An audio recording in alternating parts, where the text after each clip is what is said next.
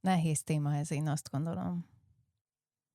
Ennél én több rétűnek gondolom ezt. Tehát, hogy régen, bocsánat, régen ugye nem volt divat elválni, most már azért egyre több a vállások száma, és én azt gondolom, hogy ahogy nőnek föl a következő generációk már, akár az enyém, akár a tiéd, vagy bármelyikünké, hogy ezt már azért másképp látjuk.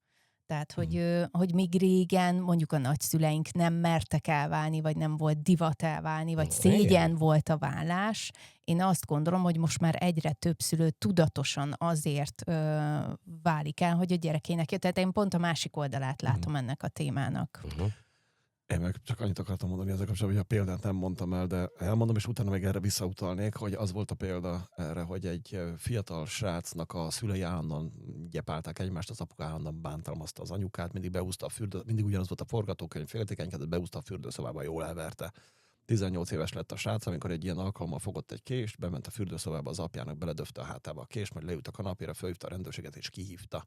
És amikor beszélgettem velük, utána az anyja azt mondta, hogy ő csak egybe akarta tartani a családot, és mondtam neki, hogy és ez lett az eredménye. Tehát, hogyha ő akkor elválik, és azt mondja, hogy nem tud együtt élni ezzel az emberrel, akkor az ő gyereke nem kerül be a börtönbe, mert nem szúrja meg az apját. Naturszelet. Hétköznapi beszélgetések adalékok nélkül.